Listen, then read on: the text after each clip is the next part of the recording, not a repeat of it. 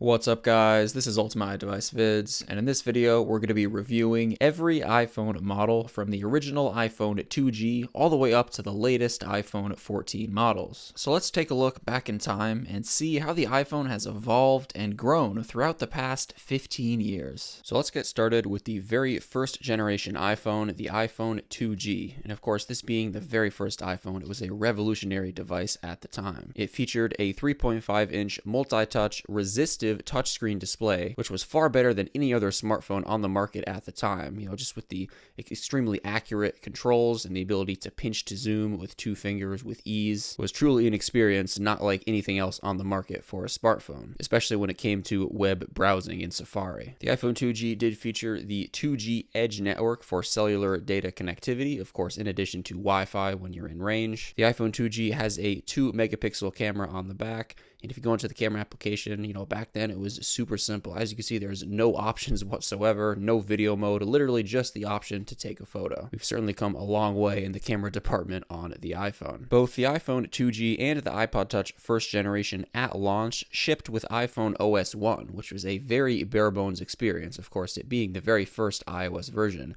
There was no app store, you couldn't download any applications. Basically, just what you got at launch was all you had. You couldn't even rearrange the home screen icons. There was no home screen pages, so definitely a pretty limited experience in comparison to what we're used to having today. And next up, we have the iPhone 3G, which featured a brand new plastic back design that was rounded. And of course, the iPhone 3G, hence the name, did introduce support for the 3G network, so the faster cellular data speeds. And a few other noteworthy features for the iPhone 3G was the addition of turn-by-turn navigation in the Maps application, and also push email support was added. And next up, we have the iPhone 3GS. So the S standing for speed. The iPhone 3GS was an incremental update over the iPhone 3G with a processor upgrade, in addition to a few other improvements and features. The most noteworthy of which at the time being the addition of video recording in the camera application. So for the very first time, you could switch to video mode and actually record video right on the iPhone. In addition to that speed boost as a result of the processor upgrade that I just mentioned a minute ago,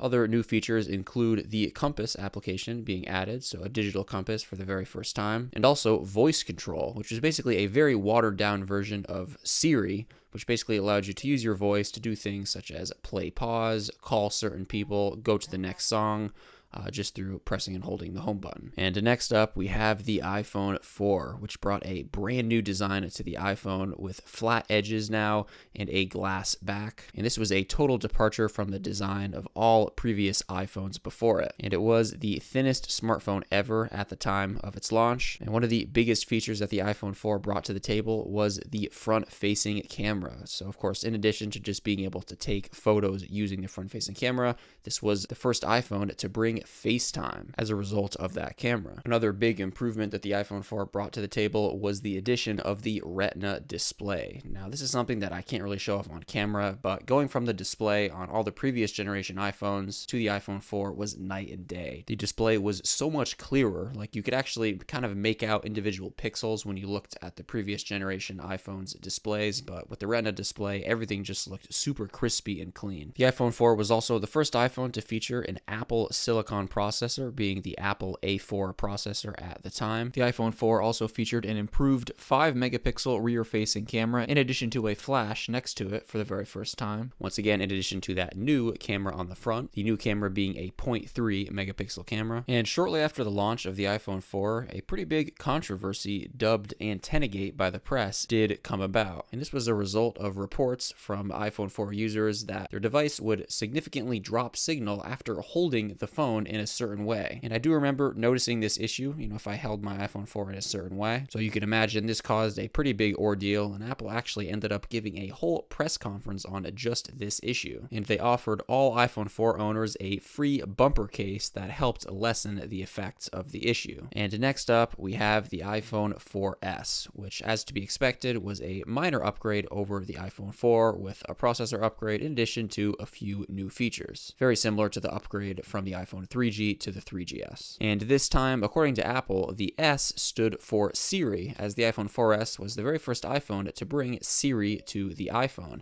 I remember at the time it felt so cutting edge to be able to talk to a virtual assistant like this and have it actually give you full sentence responses. Siri did make quite the buzz around the launch of the iPhone 4S. Other noteworthy upgrades that the iPhone 4S featured was an improved 8 megapixel camera that now shoots at 1080p quality video in comparison to 720p in the iPhone 4. And of course, it also included a new processor, being the Apple A5 chip. And it also featured a readjusted antenna mechanism, and this remedies the issue with the iPhone 4 that I mentioned earlier, where gripping in a certain way would cause it to drop signal. And next up, we have the iPhone 5, featuring a brand new design with a larger 4-inch display in comparison to the 3.5-inch display on all previous iPhone generations before it. And in addition to that larger display, the overall design was also just quite different. The back is now an aluminum metal finish with some glass on the top and bottom. That wraps around to the sides, that same aluminum texture. The iPhone 5 was also the very first iPhone to feature the Lightning connector, as opposed to the previous 30-pin connector on all the previous generation iPhones. Also, you can see there the headphone jack was moved to the bottom of the iPhone 5 in comparison to the top, which is where it was on the iPhone 4 and 4S. And of course, the iPhone 5 did feature a new Apple A6 processor inside. As a result of the larger display on the iPhone 5 combined with the brand new design and the Lightning connector, the iPhone 5 felt like a big step forward for the iPhone. And next came both the iPhone 5S and the iPhone 5C, which we'll talk about in just a little bit. But first up, for the 5S, this continued the trend of those minor upgrades for the S devices, with a processor upgrade in addition to a few improvements and new features here and there. And without a doubt, the biggest new feature for the iPhone 5S was the addition of Touch ID. So the iPhone 5S was the very first iPhone to bring Touch ID fingerprint unlocking to the iPhone. And of course, this resulted in the new design home button with the ring around it in comparison to just the standard button on all the previous iPhone generations. And as to be expected, the iPhone 5S features a processor upgrade, being the Apple A7 chip, which was actually the very first 64-bit processor in an iPhone. The iPhone 5S featured True Tone Flash on the back, which is actually one of the few differences in terms of just the physical design in comparison to the iPhone 5. And another new feature for the 5S that I remember using quite a lot around the time of its launch was the addition of the slow-mo camera. So now with the 5S, you could shoot 120 frames per second slow motion videos. I remember having a lot of fun with that. And this was the first time that Apple launched two major iPhones at the same time. So they also launched the iPhone 5C, which was basically just the iPhone 5 in a plastic shell. So it had the exact same specs, same Apple A6 processor. It was literally just the iPhone 5 repackaged in a plastic shell and remarketed. And it was sold for $100 less than the iPhone 5S. So typically, before this, Apple would often just sell the older model for $100 less than the newest model, but they kind of rebranded it and slightly redesigned it in this case. And next up, we have the iPhone 6 and iPhone 6 Plus, which featured major design changes. The iPhone 6 and 6 Plus were the first iPhones to feature larger display sizes since the iPhone 5. The standard iPhone 6 featured a 4.7-inch display, and the iPhone 6 Plus featured a 5.5-inch display. And these display size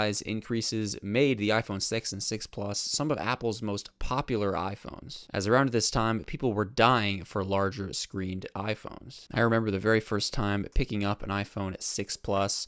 At the time, I was using my 5S, and I just remember thinking how insane of an upgrade this was in terms of display size. I mean, the entire iPhone 5S fits just in the display portion of the 6 Plus. So at the time, going from a 5S to a 6 Plus was a huge upgrade. Even going from the 5S to the standard 6 was, definitely a big display size change. And both the iPhone 6 Plus and 6 featured a brand new design with curved edges, as you can see, in comparison to the 5S, and also a brand new housing.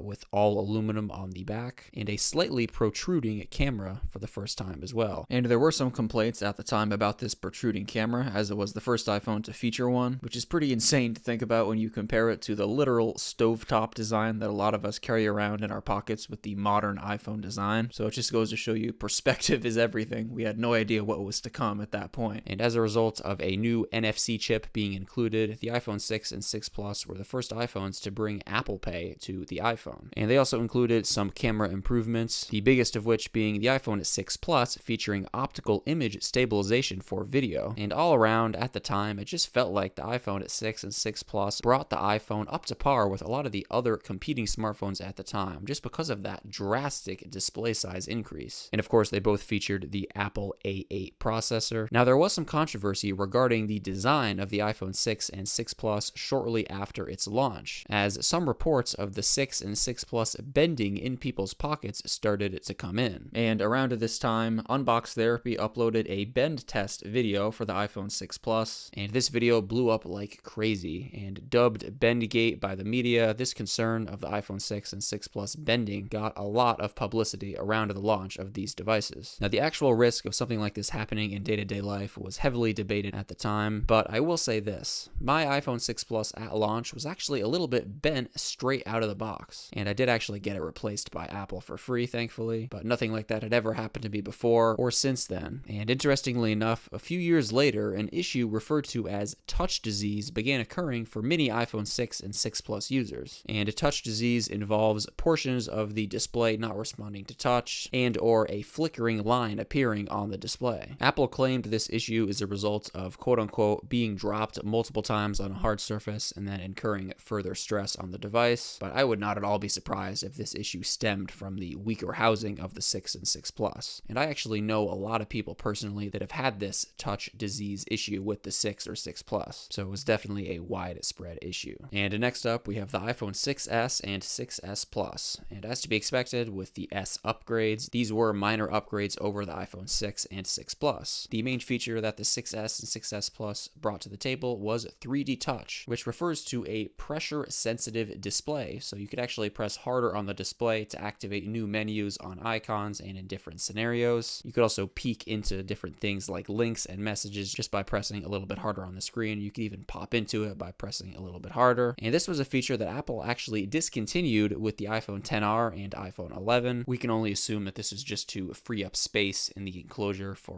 additional technical improvements in the iPhone. But I gotta tell you, a lot of people miss 3D Touch. I actually hear that pretty often. And the iPhone 6s was also the first iPhone to introduce live photos, which is that feature where you can press on the screen of a photo and it'll show you a little animation and a little bit of audio of when that photo was taken. Now, this was actually initially launched as a 3D Touch tie-in feature, because on iOS 9 on the iPhone 6s at launch, the live photos feature was actually triggered through 3D Touch by pressing harder on the screen. Of course, Apple later moved the activation method of that just to a tap and hold with haptic touch. But yeah, interestingly enough, the origin of live photos relates to 3D Touch. The iPhone 6s features an improved 12 megapixel camera with the capability of 4K video recording for the very first time on the iPhone. And they also bumped up the front-facing camera to 5 megapixels in comparison to only 1.5 megapixels on the 6 and 6 Plus. The 6s and 6s Plus also featured second-gen Touch ID, which was noticeably faster than the iPhone 6 series iPhones and the iPhone 5S. The iPhone 6s and 6s Plus also brought the Hey Siri feature that allowed you to, say Hey Siri without having to actually press on the home button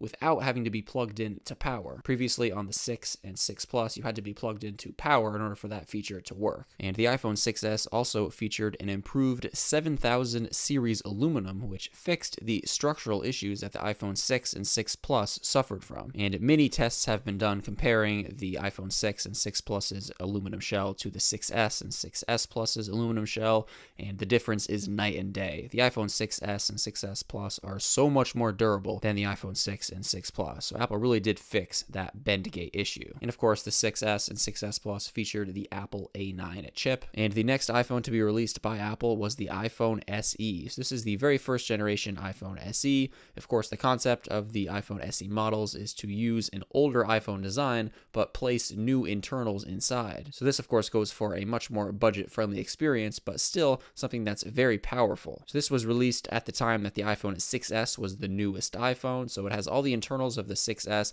but it's in the body of the iPhone 5S. Of course, it has the brand new Apple A9 processor. It also has a great 12 megapixel camera that's capable of shooting 4K. And if you're okay with having a smaller display and a smaller battery, you can get an experience pretty similar to that of, the newest iPhone, the 6S at this point in time, for a much cheaper price. And of course, the next major flagship iPhone to be released by Apple following the 6S and 6S Plus was the iPhone 7 and iPhone 7 Plus. And the 7 and 7 Plus feature a very similar design to the 6S and 6S Plus. As you can see, slightly redesigned back design and antenna design. And what the iPhone 7 is most remembered for is the removal of the headphone jack. So this was the first iPhone to completely ditch that 3.5 millimeter headphone jack, really pushing that wireless experience on users. Apple's reasoning behind removing it being pushing the iPhone forward and freeing up space inside the enclosure for new technologies. And as you can imagine, this caused a pretty big upset in the Apple community. And they also launched AirPods alongside the iPhone 7 as well, really pushing that wireless future all at once. The iPhone 7 also featured IP67 water splash and dust resistance, the first iPhone to officially feature a water resistance rating. And it definitely showed. The iPhone 7 was quite resilient when it comes to liquid and water exposure in comparison to any iPhone before it. This was really the beginning of people not really having to worry so much about minor water exposure. And the iPhone 7 also featured a solid state home button. And what that means is there's actually no moving parts in the home button. It's not even a real physical button. It's just a simulated button press with the Taptic engine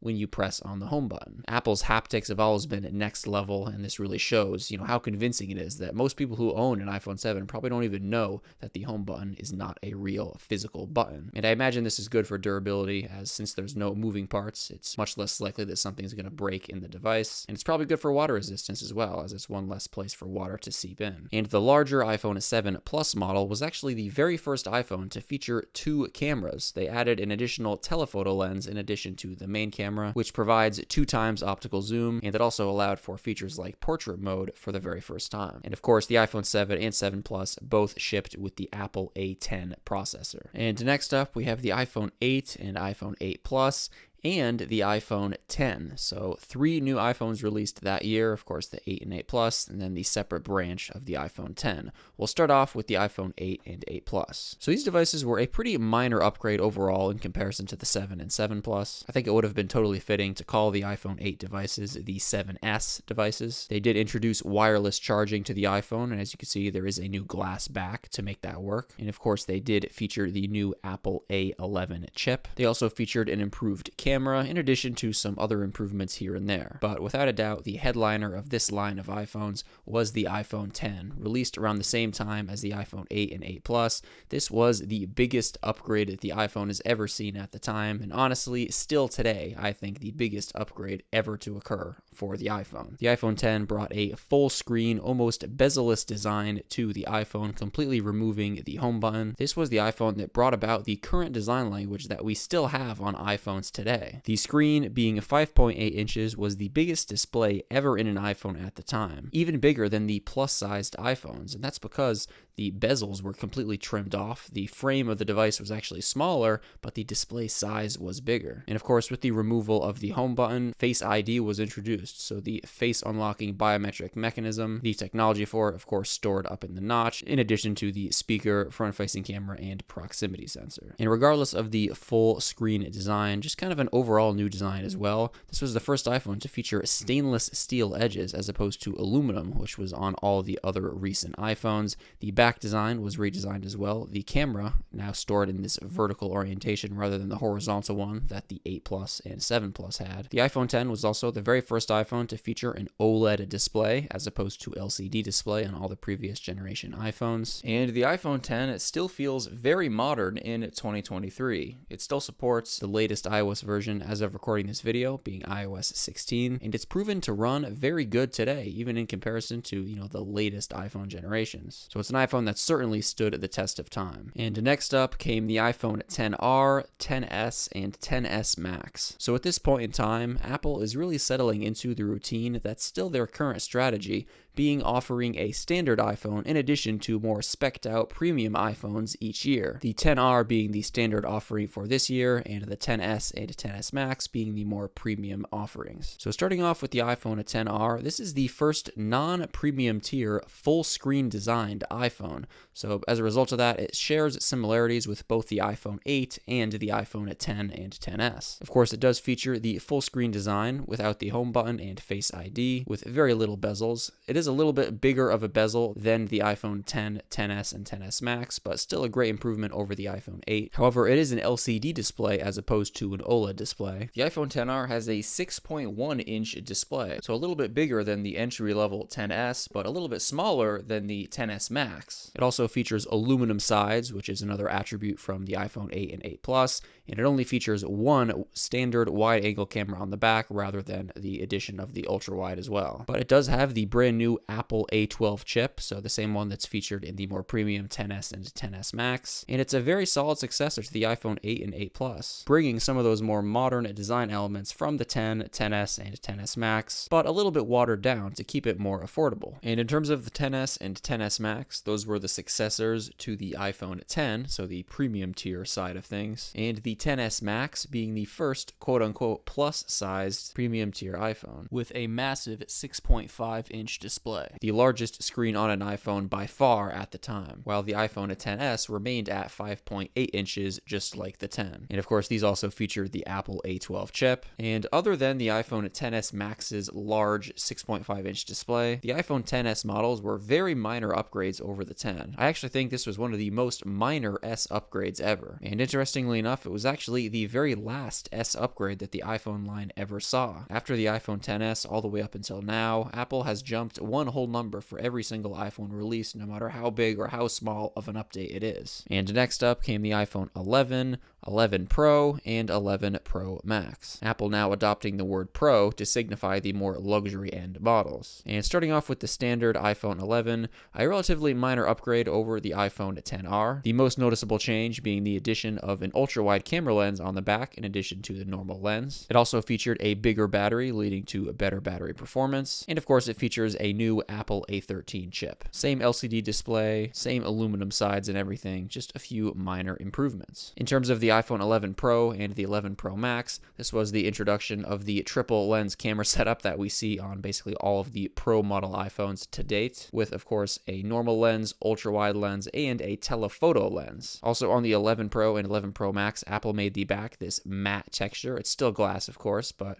again, a totally different feel. The Pro models also feature bigger batteries, leading to improved battery performance. And of course, the 11 Pro and 11 Pro Max also feature the Apple A13 chip, the same one found in the standard iPhone 11. All the same screen size offerings for all three of these devices, being 6.1 for the standard model, 5.8 inches for the entry-level Pro model, and 6.5 inches for the Pro Max model. And the next iPhone to be released by Apple was the iPhone SE second generation. As usual with the iPhone SE models, it was released mid-cycle in between the iPhone 11 and 12. And the iPhone SE second gen here came 4 whole years after the first generation, so quite a long wait for the second generation. And holding true to the tradition of the first generation iPhone SE, this device features the internals of the iPhone 11 series iPhones, which was the latest iPhone at the time that this device came out, in the same design as the iPhone 8. Of course, the main upgrade being the addition of the new Apple A13 chip, which again was the very latest iPhone processor at the time of this device's release. release. And yeah, it was great to see the iPhone SE updated after so many years without seeing any update, and it's always nice to see a more affordable new iPhone with, the latest specs get released. And next up, of course, we have the iPhone 12 models. So this includes the iPhone 12, the 12 mini, the 12 Pro, and the 12 Pro Max. And all these devices feature a pretty drastic design change over the iPhone 11 and all other recent iPhone models. The iPhone 12 models returned back to a squared-off edge design, very similar to that of the iPhone 5 and 4 design, as you can see. And in terms of the standard iPhone 12 line, Apple released, of course, the standard iPhone 12 with the 6.1-inch display, the same display size as the iPhone 11 and 10R, in addition to a new 12 mini with a smaller 5.4-inch display, yet retaining all of the same flagship features with the full screen design and everything, just in a smaller package. And both the standard iPhone 12 and the 12 mini feature OLED displays, which is the first time that the standard base model phones actually feature that new display technology, which is great to see. All the iPhone 12 models also now support 5G, which is great to see. Apple also introduced MagSafe for iPhone with the iPhone 12 models. So basically, there's a ring of magnets underneath the back glass on the iPhone 12 models that allow a whole host of new accessories to work. Apple started selling a MagSafe charging puck cable, which basically just allowed a wireless charging puck to easily stick to the back of the iPhone 12 for easy charging access,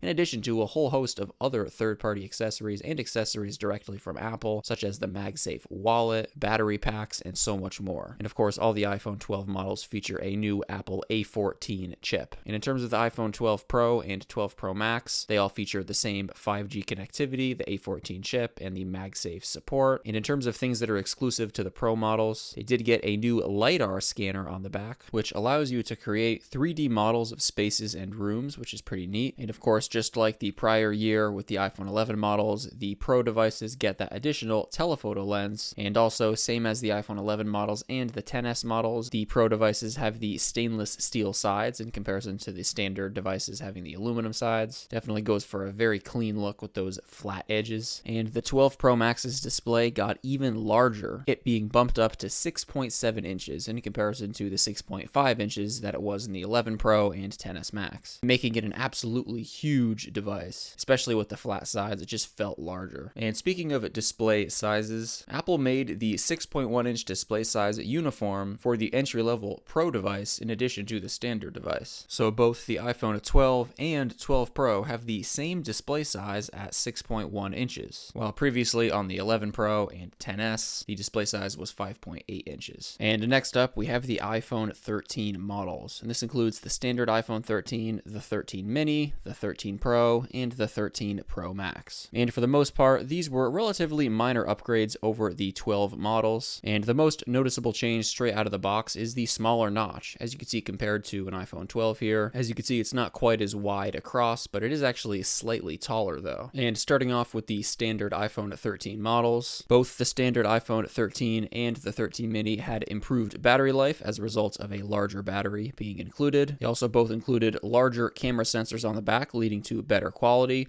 also a readjusted orientation. As you can see, they now go diagonal as opposed to vertical. And of course, they feature a new Apple A15 chip. And in terms of the 13 Pro and 13 Pro Max, one of the best changes specific to those devices was the addition of a 120 Hz display refresh rate in comparison to 60 Hz, which it is on all the other iPhones before it and on the standard iPhones. It's one of those small quality of life improvements that definitely does make the device feel a little bit snappier. The Pro devices also feature improved cameras, and as a result, an even larger camera bump on the back. And of course, just like the previous few years, the Pro devices have that additional telephoto lens and now the LiDAR scanner as well, just like the 12 Pros did. And the next iPhone to be released was the iPhone SE 3rd generation, released just 2 years after the 2nd generation iPhone SE. And I think Apple's main reason for releasing this device so soon after the previous SE was to add 5G support, just to create that uniformity across the newer iPhones that they're selling, and also just to push 5G to more people. And just like the previous two iPhone SE models, it does feature the latest processor at the time that it was released, being the Apple A15 chip, which is the same processor found in the iPhone 13, but yet again in the body of the iPhone 8. So, the same overall form factor as the iPhone SE2, still that iPhone 8 style design, with the home button and everything, just with upgraded internals. And that brings us straight up to date with the latest generation iPhones being the iPhone 14 devices. And this includes includes the iPhone 14, the 14 Plus, the 14 Pro, and the 14 Pro Max. And in terms of the standard models, of course, we have the standard iPhone 14, and once again, we have that new iPhone 14 Plus, which basically is everything that the standard iPhone 14 is, but with that larger 6.7-inch display, the same display size that's found typically only in the Pro Max devices. So since the iPhone 13 mini and 12 mini didn't sell very well, apparently, Apple decided to go the other direction in terms of sizes and offer an even larger standard iPhone model, just to give users who want that larger 6.7-inch display the option of not having to go for the Pro Max device, as the 14 Plus is of course cheaper than the 14 Pro Max. However, other than the new 14 Plus display size, a pretty minor upgrade for the standard iPhone 14 models. The biggest features are crash detection and the satellite connectivity for emergency SOS. So crash detection will attempt to detect when you're in a car accident and then automatically call emergency services. And of course, we have the emergency SOS satellite connectivity that allows you to call for help even if you're not in range of a cell tower using satellites, which is a fantastic feature. However, only the first 2 years of the satellite emergency SOS feature are free. Then you have to pay a yearly subscription. And interestingly enough, the standard iPhone 14 models still feature the very same Apple A15 processor that the iPhone 13 models have. This is the very first time that Apple has released a major new iPhone and not upgraded the processor. However, the A15 chip that's now in the standard iPhone 14 models is the A15 chip that was in the 13 Pro and 13 Pro Max, which means it has one extra graphics core. So it's a slightly upgraded A15 processor, but it's a very minor upgrade at that. The cameras are slightly improved as well, once again bumping those standard and ultra-wide lenses to the same quality as the 13 Pro and 13 Pro Max had, but still no telephoto lens. So in terms of the standard iPhone 14 models, a very minor upgrade. And in terms of the 14 Pro and 14 Pro Max, there's definitely more to report on here. Of course, just like the standard devices, they feature crash detection and the emergency SOS satellite connectivity, but the biggest change for the Pro devices is definitely the dynamic island. So Apple finally ditched the notch design for housing all of the Face ID components and the camera components and replaced it with a cutout design like this. And they call it the dynamic island as they actually developed a whole host of software features to kind of work with the cutout. For instance, when you start a timer or have some sort of active activity, it'll actually give you updates as to what's going on with whatever task you're doing around the cutout. You could even press and hold to interact with whatever the task is. The Pro devices also received improved cameras, leading to the camera bump on the back getting even larger. It is pretty funny to think back to that report of people being upset about the tiny iPhone 6's camera bump when it was first released, just considering how large the camera bump has gone on iPhones and how it seems to just keep getting larger each year. And the 14 Pro and 14 Pro Max do feature an upgraded A16 chip. So the Pro devices did get a processor upgrade, but the standard devices did not. And there you guys have it. That's every single iPhone generation that's been released so far. We've certainly come a long way in 15 years. Let me know down below in the comments section which of these iPhone models is your favorite. Also, if you're an iPhone user, let me know the first iPhone model that you used. My first iPhone was the 3GS. I got it around the time that the 4S was the newest iPhone, and having had an iPod Touch for a few years leading up to buying it, getting the iOS experience on a phone was truly incredible. In terms of my favorite iPhone, I'd say the 5S. Not only was the 5S a super refined device, but also the 5S was released the same year iOS 7 was released, which was the first iOS version to feature flat design language, which is the design language that we're used to seeing today in iOS. This was quite the departure in comparison to iOS 6 and earlier's skeuomorphic design with lifelike elements. As a result of this huge change, it was a really exciting time in the iPhone community. So I have a lot of good memories with the 5S and iOS 7. But alright guys, that just about wraps it up for this video. Thank you so much for watching, and I'll catch you in the next one. Peace out.